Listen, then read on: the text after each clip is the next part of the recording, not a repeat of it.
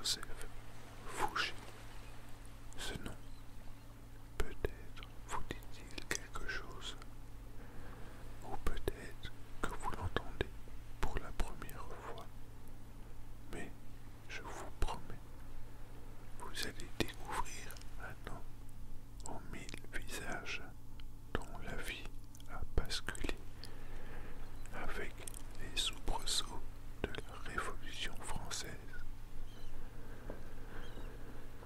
Dans cet épisode, nous allons voyager dans le temps et découvrir ensemble ses premières années jusqu'à l'aube de la Révolution et ses derniers jours. Fermez les yeux, prenez une grande inspiration et laissez-vous emporter par les murmures de l'histoire. Nous sommes en mai 1759 dans la petite ville de Le Pèlerin en Loire-Atlantique, là où tout a commencé. Un petit village tranquille où règne le calme et la campagne. C'est ici que Joseph Fouché voit le jour. Un enfant dont la destinée semble d'abord toute tracée. Son père, capitaine de navire, n'est pas issu de la noblesse. Non, Fouché, lui, est issu d'une famille modeste, ce qui n'a pas empêché ses parents d'avoir pour lui un avenir prometteur. Vous pouvez imaginer ce petit Joseph, frêle, observant silencieusement le monde autour de lui. Mais ce que personne ne sait encore, c'est que ce dernier, ses yeux curieux, se cache déjà un esprit qui un jour manœuvrera dans les plus hautes sphères du pouvoir. Mais nous n'en sommes pas encore là.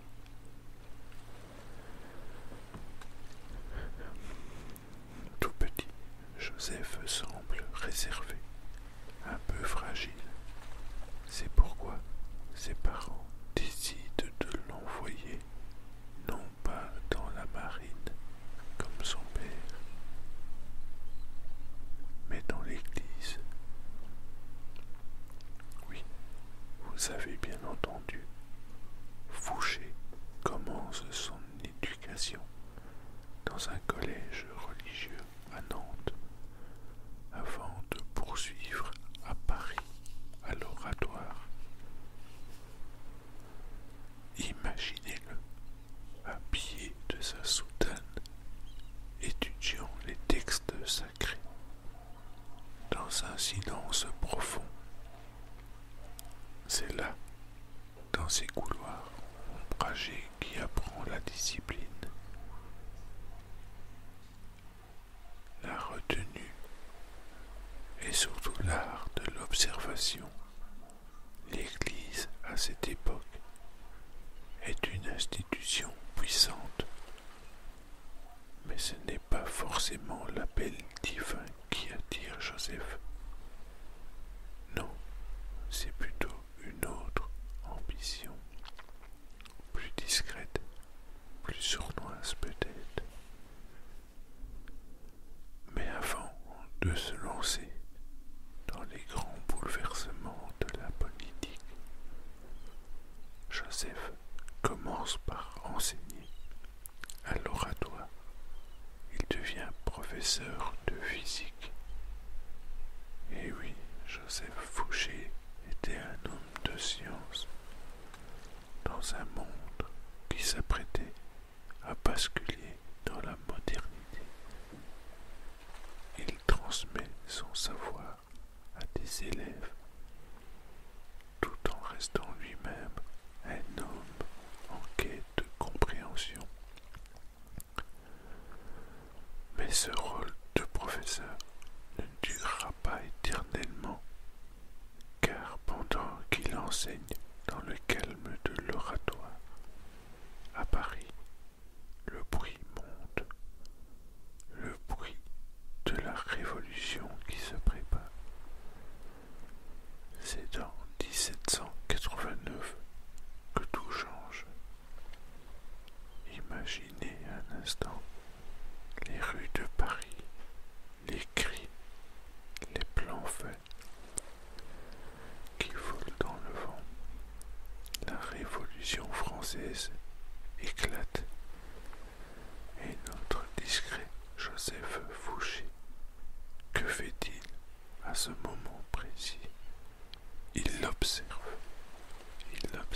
toujours, mais cette fois-ci, il décide d'agir. Il quitte l'oratoire et s'engage dans la politique révolutionnaire. Peu à peu, il grimpe les échelons, jouant de son intelligence, de son calme et de son flair pour les alliances. C'est là, à l'ombre des événements, qu'il commence à se faire un nom. Joseph Fouché, ancien professeur de physique, devient un révolutionnaire. Prenons un moment pour réfléchir à tout cela. Cet homme qui partit d'une enfance modeste dans un village de Loire-Atlantique est devenu une figure discrète mais essentielle de l'histoire de France. Comment un professeur de physique en est-il venu à se retrouver au cœur de la plus grande révolution de son temps? Fouché a su jouer ses cartes avec intelligence et discrétion. Et vous, comment réagiriez-vous face à de tels bouleversements?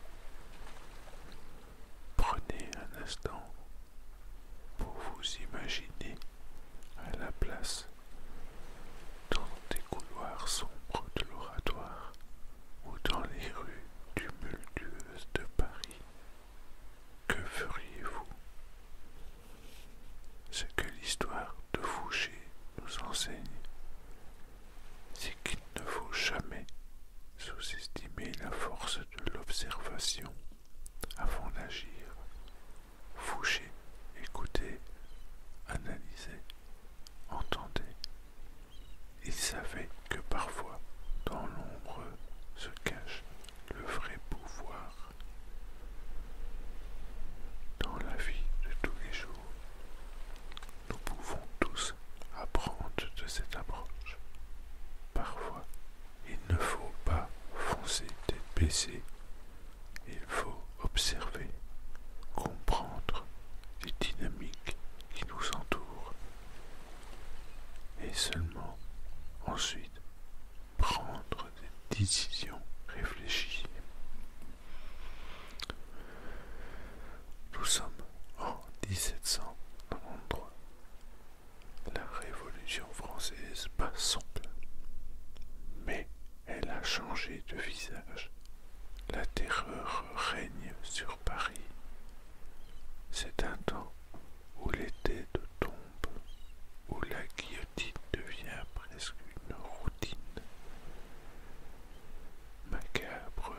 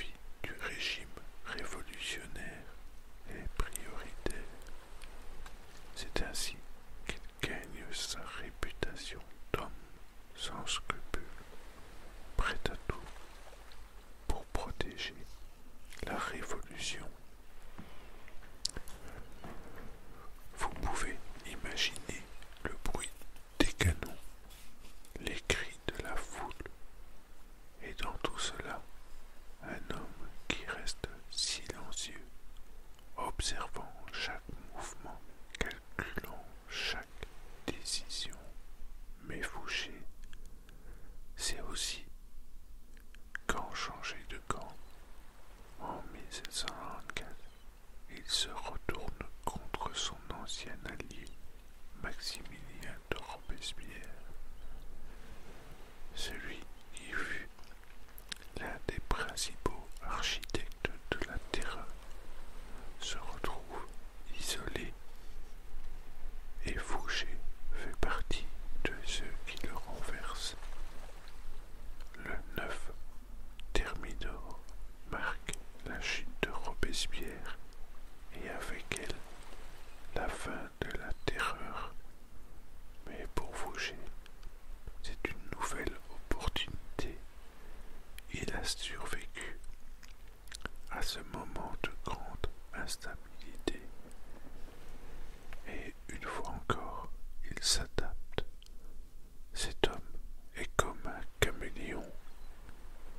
Il sait comment se fondre dans l'ombre et ressortir au bon moment, toujours plus puissant. Fouché ne cherche pas la gloire ou la lumière. Il sait que le pouvoir se cache dans les coulisses. Et c'est là qu'il commence à tisser ses réseaux, à manœuvrer avec une précision redoutable. Nous avançons dans le temps. 1799. La France est fatiguée de l'instabilité révolutionnaire.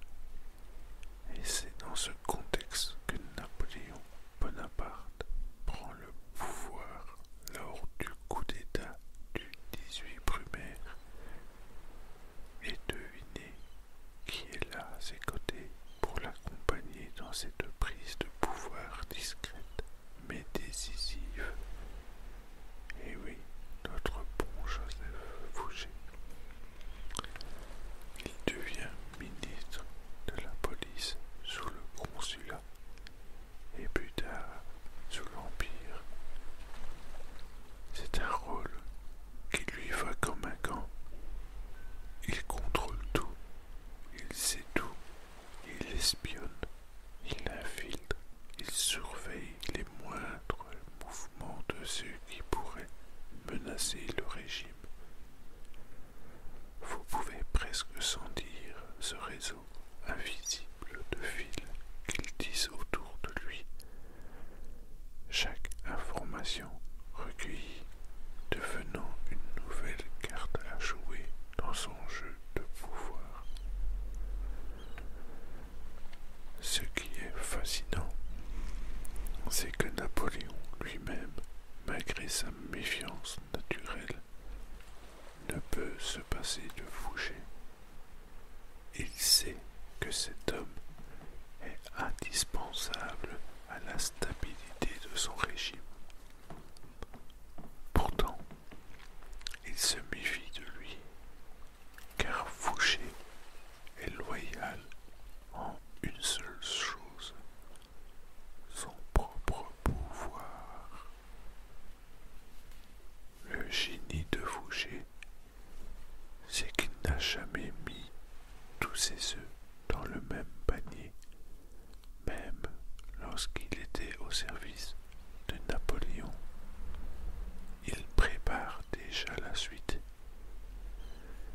Il entretient des contacts secrets avec des royalistes, se ménage des portes de sortie au cas où l'Empire viendrait à tomber. Et cette précaution s'avère nécessaire en 1814, lorsque Napoléon est exilé sur l'île d'Elbe après la première abdication. Fouché n'hésite pas une seconde à se reprocher de Louis XVIII et des Bourbons. Il se réinvente une nouvelle fois, se présentant comme un allié fiable pour la restauration, la monarchie. On pourrait penser que Fouché est un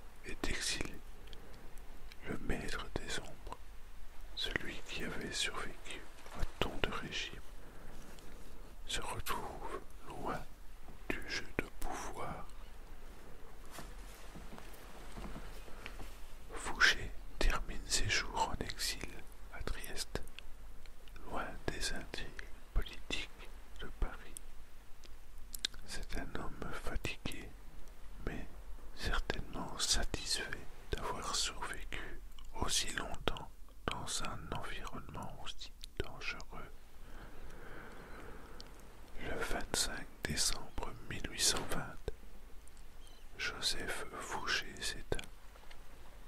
Il meurt dans le calme, loin des révolutions et des bouleversements qui ont marqué sa vie. Mais même après sa mort, son nom reste associé à la ruse, à la manipulation politique, à l'art du secret. Joseph Fouché, c'est un exemple parfait d'un homme qui a su s'adapter à toutes les circonstances, survivre dans un monde en perpétuel changement. Il n'était ni un héros, ni un idéaliste, mais il a marqué l'histoire par sa capacité à voir venir les tempêtes avant les autres et à s'y préparer. Quelles leçons pouvons-nous tirer de la vie de Fouché? Peut-être l'importance de la flexibilité, de la capacité à lire des situations et à anticiper les changements, mais aussi de l'importance de garder certaines choses